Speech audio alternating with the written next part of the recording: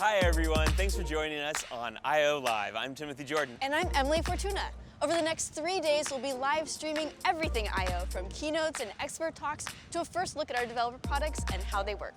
Keep it locked to I/O Live for exclusive interviews, inspirational stories, and festival highlights, all at g.co/io/live.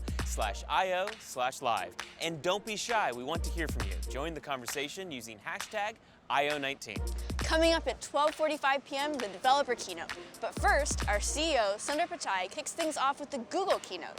Stick around afterwards because we have special guests joining us to break down all the major announcements. What do you say? Shall we get the festival started? Let's do it. Welcome everyone to I/O 2019.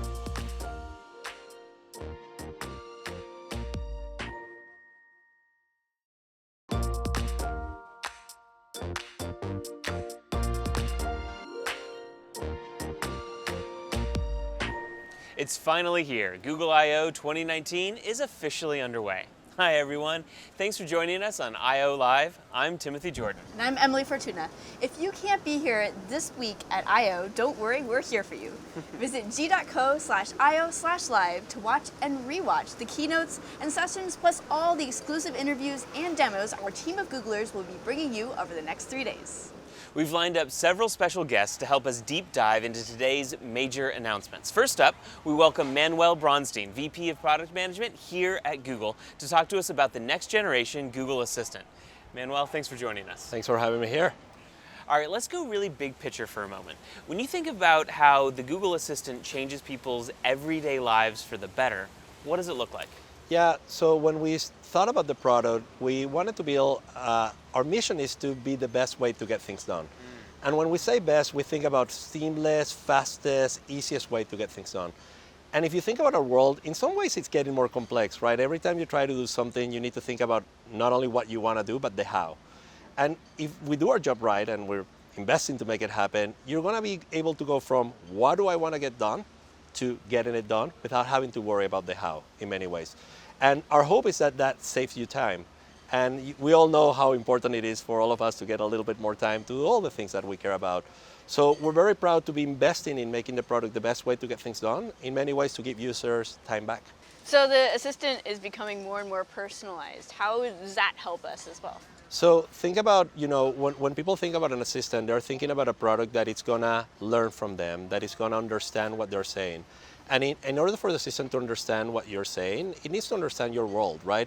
If I say, call my wife, it needs to know that my wife is Ariana and what number to call. If I say, set an appointment for my kids, it should understand who my kids are. So when the assistant starts getting to know you, or it even knows where is home, where is work, so that I can know, hey, when I'm asking it to give me a direction, I say, like, drive me work. It can understand that. The system becomes more useful because you can speak to it in a more natural way. You don't have to think about addresses or you don't have to think about commands. You speak to it the same way you would speak to a friend, and then it will understand what you're trying to do and help you get it done. What is your favorite new feature that Assistant announced today and why? I mean, it's really hard to pick a favorite. Sure. The team worked really, really hard on many of the things that we announced today. I think that, when you think about the promise of the Assistant being the best way to get things done, when it starts getting really fast, and what we announced with the next generation assistant, one of the key things about it, and we're saying it in a very, proud way, which is imagine that it starts understanding you so fast, so quickly, then speaking to your phone is faster than tapping, or that tapping your phone is going to feel slow. That's when you know that you hit something that could change user behavior and get people to start, embedding themselves into this product, because it's actually becoming very simple, but also very fast and very efficient in helping you get your tasks done. That's great. So in the past couple years, we've seen Assistant play a much larger role in homes and phones, and now in driving. Right. So can you tell us about the experience for drivers and what that's like? Yeah, when you think about using your voice and being hands-free, actually, the car is a perfect environment for it, right? Hopefully. People are driving and they're looking at the road, they're not looking at their phones, they're not touching the screens. You don't mean hands-free driving? Hands-free driving, no, it's a hands-free phone. Yeah. Not on the phone. Yes. Correct. So when you come think about it, actually the car is one of the places where the system can be even the more helpful, right? But the car is a hard environment, right? Because there's, if your windows are down, there's a lot of noise, you may lose connectivity and so forth. But one of the things that we started thinking about is, let's start from the user, and what is that thing that you're trying to get done when you're in your car? I mean, and there are mainly three things, right? You're trying to navigate from point A to point B. You want to get to the place, hopefully fast and safe. You also want to make sure that when you're in the car, you can get entertained, right? So you want to listen to music or podcast or radio, right? And then, of course, you sometimes want to communicate, right? You want to make a phone call, you want to receive a text message or send a text message. And think about doing all these things with your hands while you're driving. It's probably not the right way to do it. It's not safe. But when you start doing each of these scenarios, like driving from point A to point B, communicating or listening to media, and you can control that with your voice, and it understands exactly what you're trying to get done, then the product becomes very magical because it's really solving a real need and a real problem in an environment that needs that help. Mm-hmm. And can you talk to us about how the next generation of the Google Assistant will change the way that people will interact with it? Yeah, so if you think about, when you start forgetting about the how and you start worrying about what is it that you want to do, you start relying on the product in a very different way. That's when the behavior change starts to happen, right? So in the first phase of the assistant, it should be very responsive to you, right? It should understand what you're saying and then help you get it done. As the product starts learning from you, it can start getting more proactive, right? So now when I get in my car, it could flash to me some missed calls or voicemails that I have so that if I want to return that call, I'm reminded of that, right? Or, if it knows that in my calendar I have an appointment at 7 p.m. and it's 6 p.m. or 6:30 and I haven't left, and it also knows information about where I'm trying to go and knows the traffic, it could actually send me a notification and let me know, hey, you're probably going to be late if you don't leave now. And it's very interesting when the product starts getting more proactive. I think that, we're going to see a switch. I mean, I see it a lot with my kids, that, in the same way that when the screens became touch screens, and people felt that every screen is touchable, and you see a little kid and they see an old TV and they try to touch on the screen and the screen doesn't work. I think that people are going to get used to talking to their products and expecting that the product will understand what you're saying in a natural way and help you get it done. And I think that we're going to see that evolution from basically understanding your commands, what you want to do and help you get it done, to getting very proactive, personal, and more helpful, so anticipating your needs and the things that you're trying to accomplish. So you've got Assistant on your phone, home, and now driving. Where do you see assistants going in the future? So it's a great question. I think that a personal assistant needs to be with you. So of course, a lot of the work that the team has been doing is making sure that the product is available where you need it the most. I don't know necessarily that it's going to go to different places, right? I mean, at the end of the day, we spend time in our homes. We spend time at work, we spend time in our cars, we spend time with our phones, maybe too much time with our phones. But if the product can always be with you, then it can help you fulfill some of those things. I think that in the future, what I'm hoping it helps, I mean, if you think about the areas where people spend time trying to get things done, but they wish that, when I think about it, right, when you want to go to a restaurant, the act of going to the restaurant and having a nice meal is awesome, right? Maybe calling to make a reservation is not that great, but if the product can start doing those things for you and remove that load from you, it becomes incredibly useful. So I think that if you think about more of those tasks that people are trying to get done and help you anticipate it, find that ticket for an event for you that you want to go to, making that appointment for you, and getting predictive about those things, then the product becomes extremely magical. Before you leave us, are there any hints you can give us to find some Easter eggs in the Assistant? Sure. We recently launched a new voice for the Assistant with John Legend, and it's pretty cool. And if you turn the voice to the John Legend voice for the Assistant and you ask it to sing a song for you or sing Happy Birthday, you're going to hear John Legend singing for you. And it's actually pretty cool. Thank you, Manuel, so much for sharing your insights. So great to be here. All right, it's time for us to take a break. When we return, we'll be talking about the new Google Pixel 3a and 3a XL. We're here in Mountain View, California, and you're watching I/O Live.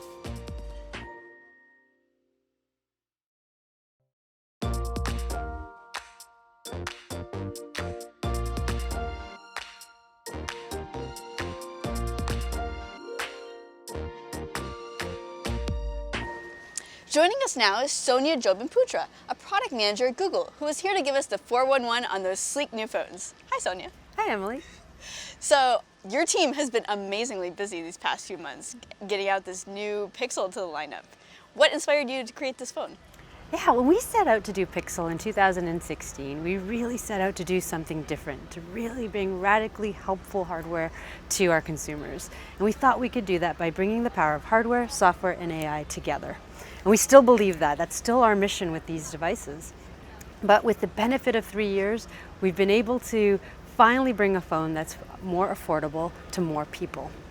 And what we've managed to do is essentially improve our capabilities from a manufacturing standpoint, improve our capabilities from a hardware design and software standpoint, and 3, we've just understood our users better over the last 3 years. Starting with the third one, understanding our users. By understanding our users, we can pick which pillars and which parts of the product are most important to our users and focus on those areas to design phones that give users what they need in a really optimized way. On the second two, we really have year over year improved our manufacturing. When we started out, we had other people building our phones for us. We are now a full contract manufacturer. We design and build our own devices, which means we've come a tremendous way from a manufacturing standpoint. Finally, on the engineering side, just last year, we ended up acquiring a huge and talented engineering team in Taiwan from HTC. That team has been the lead on these devices, and they have brought years and years of experience in conjunction with our Chicago design team and our Mountain View design team to come together to build this new Pixel 3a device, the more affordable Pixel device at $399. That's super cool. I am personally very excited to see a new phone come out with a headphone jack and a great camera. What are your 3 favorite features of this new phone? Yeah, well, let's talk about that headphone jack. We debated on this headphone jack, but we really felt that consumers at this price point, in this price tier, really needed flexibility. And that's what that headphone jack gives you. We still support digital audio, and it is the ultimate way to consume your audio, right? You can either use our USB-C adapter on the bottom, or you can use Bluetooth headphones. And digital audio is incredible. But a lot of people have headphones, and we didn't need to create any more e-waste in the world. So we've decided to put a 3.5 millimeter headset jack in so that people could use the accessories that they already had available to them. Now, my top 3. Let's start with the camera, because I think that's everybody's top for Pixel in general. And Pixel 3a is incredible. It shares the same camera experiences that you get on your Pixel 3 device, minus group selfie mode. But in general, you get all the great stuff, starting with night sight, which lets you take incredible images in low light. My favorite is taking pictures of my kids when they're sleeping, because they sleep in the most awkward positions. But you would be surprised at the detail you can get. You can catch their bedspread, their little stuffies, and that's without turning any lights on in the room. It is truly incredible. On top of night sight, of course, you get portrait mode, so you can take those incredible selfies with that bokeh effect, with that beautiful blurred background. And we have a depth editor, so you can change and adjust that just to how you want to see that picture. We also have photo booth. Again, I'll say savior when you have kids. You just turn on the photo booth and it captures the picture when they're both facing the camera and smiling. That is a rare split-second event anywhere, and photo booth captures it every single time. And that's also available on the Pixel 3a. So by far, the most incredible thing on this device is this camera. It's amazing. And finally, it has unlimited storage, just like our Pixel 3 devices, with high quality though. My second favorite has to be Google Assistant. Google Assistant is awesome. It saves time and effort all day long. You just have to talk to the phone to set reminders, get directions. It's super quick and easy. And when you're on the go, that's what you need. Something that's quick and easy and reliable. Finally, it also has call screen. I don't know about you, but I get a lot of spam calls. Call screen is a savior. And with the power of Google Assistant and call screen, I only pick up calls that matter now, which is amazing. And the bonus, you get to waste a little bit of time of that spammer's time as they try to call you and have to deal with your little automated message. So I really appreciate call screen. And then my final one has to be battery life. We heard this loud and clear from our research that battery life is an issue. And we all feel this anxiety of like, oh no, I have 20%, am I gonna get through the day? We wanted to eliminate battery anxiety, and I think we've done a fabulous job on these devices. One, we beefed up the batteries, so they're just bigger. On top of that, these both support adaptive battery, which we introduced on our Pixel devices earlier this year, and that just makes the battery a little bit smarter around how it's using the power, extending it. And so these devices both get up to 30 hours of battery life on a full charge. On top of that, we put a fast charger in box. That's an 18-watt charger in the box. You can charge this bad boy for 15 minutes and get 7 hours of battery life. While you're like getting ready to get out the door, charge it, and you have the whole night available to you. It's pretty fantastic. So those would have to be my top 3. That is quite an impressive list. Thanks.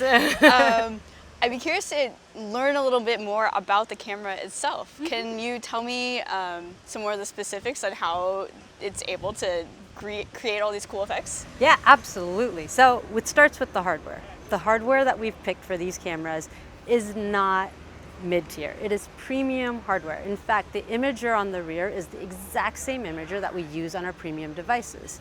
The front imager is also the same normal field of view imager that we use for our premium devices. So we started with really great raw images. From there, our magical software team took over. They are phenomenal, and they really were put to task on this phone because, as you may know, the phone has not the same type of processing power as our premium phones. It has the Snapdragon 670 in it versus the 800 series that sits in our premium phone. So we've really condensed their processing power, and they were still able to deliver. They optimized every last aspect of the camera features to get them to work on here. Each individual feature was revisited by the team to not only optimize the algorithms, but to optimize the overall experience to work on these particular devices. And they did it. They did a phenomenal job of delivering those software features. Thank you so much, Sonia, for coming to talk to us about the Pixel 3a and 3a XL. Thanks for having me, Emily. It's really exciting to talk about them. If you would like to learn more, you should visit store.google.com. They're available online right now. And it's time for a break. We'll take a peek into Google's new Nest Hub Max to see how your smart home can become a helpful home. Stick around, you're watching I/O Live.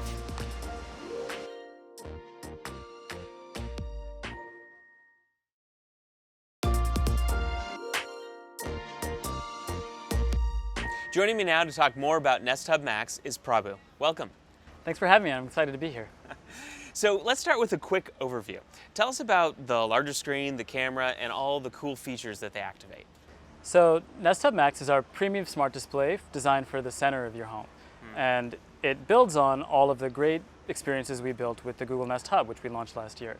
So we've got a 10-inch HD screen for an even bigger screen for your Google Photos and for watching YouTube TV and all of the other experiences there.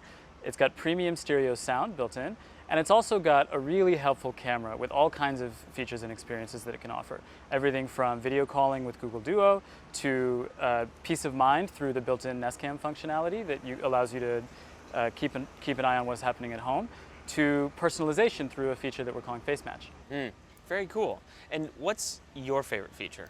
So I personally love the video calling with Duo because I've got a 2.5-year-old at home, and he loves to call his grandparents on our Nest Hub Max at home. And the auto framing feature of our Duo calling allows him to run around the room, and my parents can still keep track of what's happening in his busy life. That's awesome. Let's talk for a moment about privacy. Now, there's a huge consumer demand for privacy and transparency about our personal information, how it's stored, and how it's used. Now, this seems like one of those things that the team was particularly passionate about and proud of. Absolutely, you're absolutely right. We thought about privacy from the very beginning of our process designing the Nest Hub Max, and actually even going further back, the Nest Hub. One of the reasons that we had our first smart display be one without a camera is because we wanted to make it available as a device that you would feel comfortable putting in any room of your house. At the same time, we knew that the camera unlocks a lot of helpful functionality, and we wanted to provide that option as well for consumers. And so the way we thought about designing the camera was very much with privacy at the forefront. We thought about easy and simple controls for all of the features, which are all opt-in features, and you choose what you want to use. And there's simple controls like the hardware switch on the back of the device that lets you quickly just turn off the camera and the microphones. On top of that, taking a step back from the individual products, we as Google Nest have also tried to define a set of privacy commitments for the home, which articulates our point of view on what it means for us to respect your privacy in all of the products that we build. And those are really specific factual commitments about what you can expect with your personal data when you're using our products in your home. One of the really insightful things about the keynote that resonated with me was that there's a fundamental difference between a smart home and a helpful home. Can you define that difference? Sure. So smart home technology is fantastic. It helps us solve all kinds of really interesting and important problems in our homes and in our lives. But one of the challenges with smart home technology is it's kind of complicated. It's not that easy to use. And so we wanted to think about how we can solve that as we push forward with our vision for the helpful home. And there's a few key tenets for what we think the helpful home looks like. One is that the products in it should be easy to use for everyone in the home. The second is it should feel personal. As you use these devices, they should get to know you and be able to provide an experience that's tailored to you and your family. The third is they should work really well together. These devices aren't just operating in a vacuum individually. They're helping fill out your entire home, and so your whole home should work together really well. And then the last is, of course, the one we just mentioned, that it should really respect your privacy and that privacy should be part of the design of all of the products that you bring into your home. Let's talk about design a bit more. I think designing for a screen that's meant to be viewed up close, far away, and from different angles seems like a really difficult problem. Can you talk about your design process while addressing that challenge?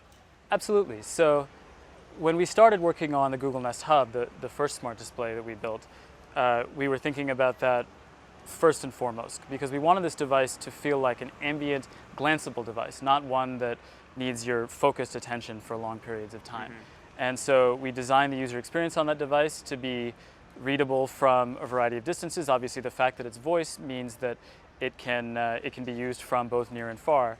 Then when we went to the Nest Hub Max and we added a camera to the device, the other thing that we thought about was how can the camera help solve that same problem for you and your family in the home. And so an important decision we made was to provide a really wide field of view for the camera. It's got a 127-degree field of view. So if you think about all of the experiences that you're using the camera for, from video calling, where it allows you to move around the room with auto framing, to the built-in Nest Cam functionality, where you can get a pretty good view of what's happening in the room, to the personalization with Face Match, where our thinking was the device should be able to tell that you're looking at it when you can see it and when you would be able to receive the personalized experience that it's giving you. And so all of those design decisions kind of helped us to feel like we're extending that, whether near or far it's great, experience from the Nest Hub to the Nest Hub Max. Awesome. Okay, one last thing. During user research, what was the most fun thing that you saw someone do that you didn't expect? So one of the things I love about our user research is that we get to see how our products fit into their homes, and we sort of get to feel the impact that we're having on real homes and real people. And one small example of an insight that we get from that research is, hey, where do people put our devices when we get them in their homes? And we learn a lot from, for example, the other Googlers who test our products and help give us feedback before we ship them to the public.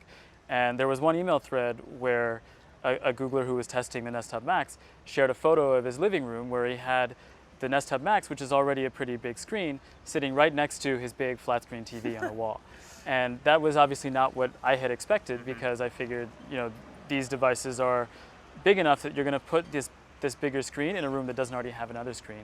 But we had a dialogue with the Googler, and we realized the value of sort of checking your assumptions and learning from what people do to fit your products into their home. So he loved the photo frame in his living room and loved that you could see it from a little farther away because it was bigger. He loved the fact that it had a clock that he could look at any time. He loved that he could control his TV and his home theater system by voice through this device. And so I think that every time we actually see how our products fit into people's homes, we learn a lot, and that's one of the most fun examples of research that we do. Thanks for swinging by, Prabhu. This has been really insightful. Thanks for having me. I appreciate it. Nest Hub Max will be available later this summer in the US, Australia, and the UK. And we're going to take a short break. Up next, we'll turn our attention to augmented reality. You're watching I/O Live.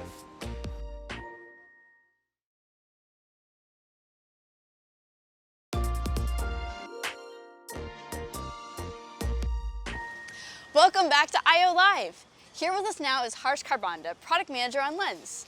Welcome, Harsh. Hi, Emily. Harsh, there were so many AR announcements at I/O. Let's go a little deeper with one of them, Lens in Google Go.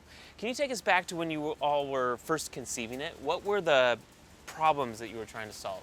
Sure. So technology is getting cheaper and more accessible. Smartphones today can cost as little as $50. And while building all our OCR and document structure understanding capabilities in Lens, we realized that these can be transformational for users new to smartphones. There are two things that we realized about users who are new to smartphones. The first thing is that the smartphone is likely their first digital device. Unlike you and I, they haven't grown up with desktops. And so the keyboard itself is a novel concept for them. They have to learn how to express information needs for the first time on a 2-inch keyboard, and typing is just fundamentally hard. The second thing we realized was that these users typically have lower literacy rates, which means that they come across text throughout their lives, bank forms, ATM notices, street signs, text that they want to understand, but really have to depend on others to do so. But the camera is something everybody knows how to use. The selfie has really made its way around the world. So we thought, what if we could build a camera that could help you learn, understand, and read the world around you? And that's what we did with Lens and Google Go. That's super cool. I foresee myself making use of Google Go when I travel, for example. It's like, if I don't know the language or the alphabet, it's like I have my own personal translator.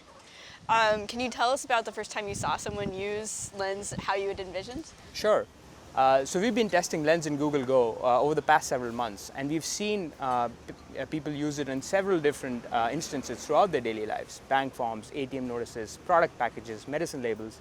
But the point where we realized we were making a true impact on the users' lives was when we saw a parent using Lens in Google Go on their child's homework to understand what the homework problem was and help them in their education. Before that, the homework was in English. The parent could not really help the child. But in this case, they were able to take a picture, translate it into the language that they understood, and understand the problem and be really a part of their child's education. And that is something that's really humbling and gratifying to see. Harsh, that sounds really awesome and also fairly complex. Can you tell us about some of the technical challenges that you faced while building this? Yeah, so to be able to do all of this, we had to bring the technology to a phone that new smartphone users would be able to afford. And so we had to bring OCR to be able to understand the text that users take a picture of, machine learning to translate the text into the language that these users speak, TTS to be able to read it out in a very naturally accented form, and even AR to highlight each word as it's being read out, all done on a phone that costs as little as $50 in an APK footprint of 100 kilobytes. And that was a really hard technical challenge for us. Harsh, thank you so much for joining us today. Thank you, Emily. To learn more about Lens in Google Go, visit lens.google.com. All right, the developer keynote is just minutes away. Join us afterwards for more interviews with special guests. Plus, we'll head over to our sandbox area for some awesome demos. You're watching I/O Live.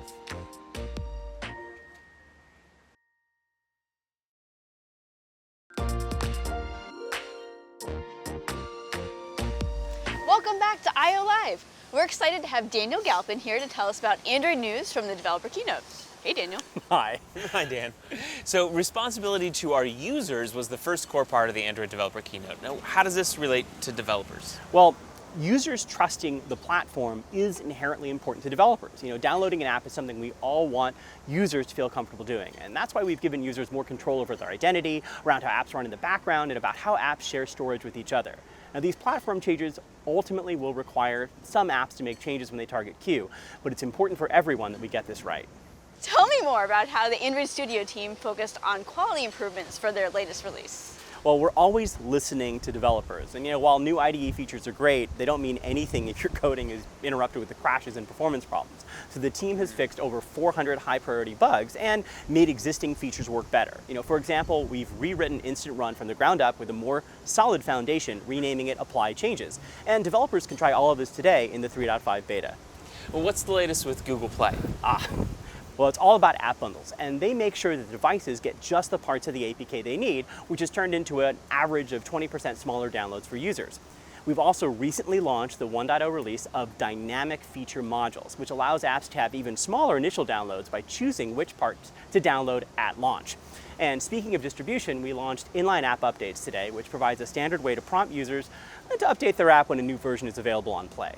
So what's about the updates to Android Jetpack?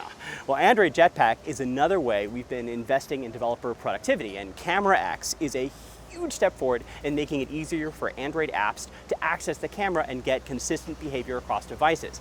We've also continued to improve Jetpack's architecture components, having recently released Work Manager and the navigation controller into stable, adding enhanced RxJava support for Room, adding Kotlin coroutine support to Room, Lifecycle, and Live Data, and adding save state support to ViewModel. And we're also continuing to expand the architecture components and Jetpack in general to tackle new pain points, including the new benchmarking library. Also, the early source for a new Kotlin first reactive UI toolkit we're developing in the open, Jetpack Compose, is now available. So check it out and give us feedback. Android development is becoming Kotlin first. Now, why is Kotlin first important? Well, the world has spoken. Kotlin is wildly popular. Over 50% of pro Android developers are using it, and it means much less code to type, test, and maintain. Now, of course, we're continuing to invest in C++ and Java programming language, and all three choices remain great options for Android development. That being said, I'm excited to see the reaction to our new free Udacity course, Developing Android Apps in Kotlin. Thanks for stopping by, Daniel. That was a lot of really great information, and we really appreciate it. Thank you, Daniel. Oh, thank you, Timothy. Thank you, Emily, and I appreciate talking to you. It's time to step away for some more sessions. Now be sure to join the conversation at #IO19. You're watching IO Live.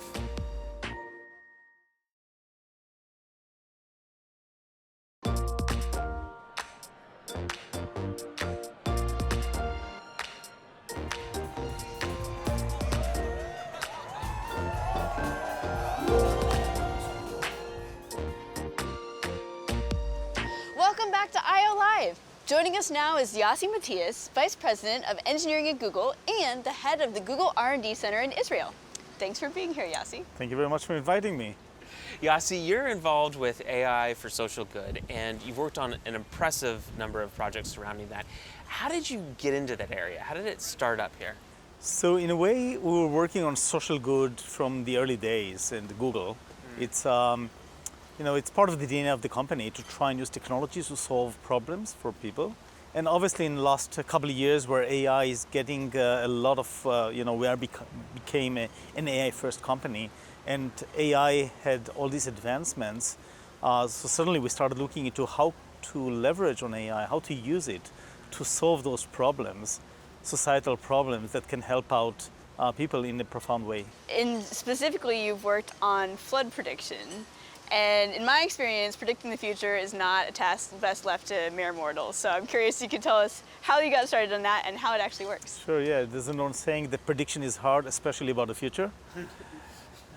So I've been leading a team which is working on crisis response, where the mission of the team is to develop technologies to help people during crisis, natural disasters and other crises, by providing the right information to people. And in fact, my involvement in that going back 8.5 years, where as a user, I had the experience. We had a devastating fire in Israel, and it was near our office in our Haifa office. We have offices in Tel Aviv and Haifa. I was visiting that day, and I didn't know what I should be doing. I saw this huge smoke. I didn't find any information on the internet, and this was actually the first time that I experienced the need for information. And it was not until I actually called the mayor's office that I got the phone number of actionable information. And in fact, at that time, I asked my team to see how to make that information available to everybody. And within a few hours, anybody searching for fire in Israel could get that information. So this was the first example where we gave kind of actionable information to people. Now, fast forward, we integrated into search something we call SOS alerts, which essentially provides information about major crises when they happen. And one thing we discovered is that, we can only give information which we have. But one of the most devastating natural disasters are floods. They impact up to 250 million people per year, and there are thousands of fatalities because of them. And in many cases, we don't have information about where floods exactly is going to occur. So we knew this is an important problem, but it wasn't clear whether we can actually do anything about it.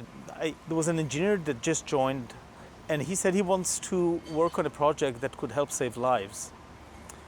And I asked him, well, why don't you spend part of your time seeing how much we can advance using AI and other technologies in order to help out with flood forecasting. And within a few months, he made enough progress that we actually built a team around it. And in less than a year, actually, it was ready as a pilot in the Patna area in India. And that's how actually the flood forecasting effort came to life. And when you first started looking at that problem, did you think it was solvable? So actually, when I had a discussion with him, I told him that I'm not sure if we're going to be able to solve it, because in order to really, and we're focusing on really what we call riverine floods. These are floods where the river starts rising because of water. Then then there's likely going to be some floods, but the important information to know is exactly where the floods is going to occur, because it's only then that people would take action. It's only then that people would evacuate, or it's only then where government can take action and evacuate the right people from the right places. Now, in order to get these accurate predictions, there's a lot going on. You need to have relatively fresh information about where the water already is in order to make the predictions. We are leveraging on the fact that we have a better elevation models for many more places around the world. And that elevation model itself is computed with a lot of some of the advanced technologies, machine learning on aerial imagery and other data that we have. It's using a lot of computational power to do hydraulic simulations and complemented also with machine learning techniques. And it's using information that we're getting from through a partnership with the Indian government, where they're actually measuring the water level in quite a few rivers and trying to actually make sense of what's going on there. So this is really a true partnership with the Indian government on that. And as it turns out, we could actually get into prediction a few hours before the floods actually get into the level that it did, of over 90% accuracy, which was actually quite impactful. Yeah, that's hugely impactful. Yeah. How were you able to connect with the Indian government and get these people involved in the project?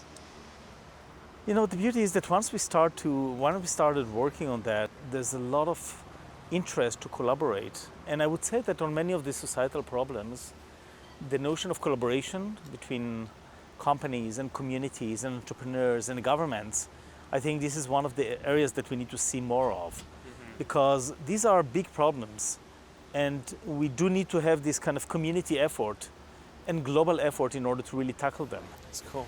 Thank you so much, Yossi, and thank you for helping create this environment to be able to make these projects It's a privilege to be able to have this kind of environment and to work with people who care about how to use technologies to solve big problems. All right, let's now head over to the sandbox to see some awesome demos. So here I have Bhavind and Greg from the Android team, who are going to show us more about what's up with 5G here at Google I/O. So, what's new here and what are we showing today? So at I/O, we want to demonstrate to developers how Android is leading the way when it comes to 5G and what it means for them.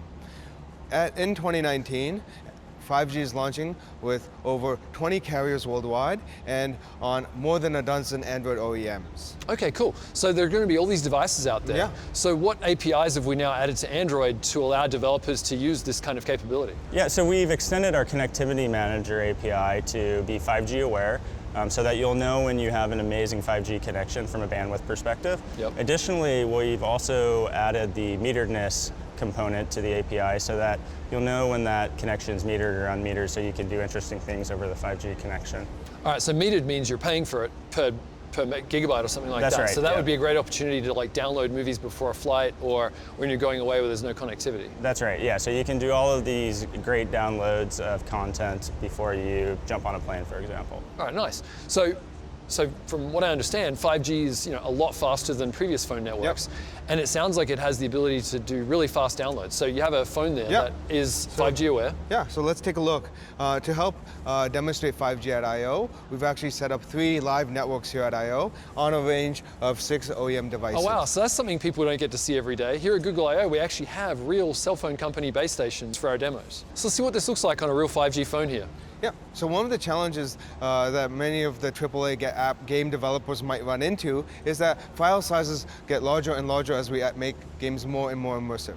For instance, this game is 2 gigabytes. Oh wow, okay. And that file size could mean the difference between acquiring a user or not, especially if they're on the go. Well, it's going to take hours. Yeah. Yes, exactly. So with 5G, we can see that the download gets kicked off relatively quickly, and we're downloading megs. Oh wow. 62 megs. 120 megs. Oh wow, so it's going like 60 megs at a time. Wow. 200, 300. So we're cranking right along. Yeah, well, that's really quick. So what technological advances have they added to 5G in order to get the speed achievements that we're seeing in the demo? So we've done a few things for 5G. One is new spectrum, mid-band and high band. Increase the robustness of the link through beamforming technology and massive MIMO. And also we've improved latency, which is really important for gaming, through shorter packet sizes and distributed core network, which is taking the central core infrastructure of the carrier and bringing it closer and closer to the user. And that's allowed for much better latency, and that really matters to things like gaming. Yeah, well, that sounds like it really helped consumers and also developers who are going to be building these kind of apps. That's right, yeah. So, yeah, absolutely. And you can see we're ready to play the game. Oh wow, cool. So that's all done, so we're ready to roll. Okay, thanks for talking to us today. Appreciate your time, and I'm sure everyone's looking forward to trying this out. Great, thank you. Thank you. That'll do it for day 1 here at I/O Live, but we've only started to scratch the surface of the festival. Yes, tomorrow we'll check out some cool product demos in the sandbox. And we'll recap all the I/O After Dark festivities. If you're into roller rinks and arcades, you're gonna want to tune in. Super cool. The remaining sessions of the day are about to begin. Remember to visit g.co/io/live to check out our videos on demand. Have a great rest of the day. Emily and I will see you tomorrow. Bye for now.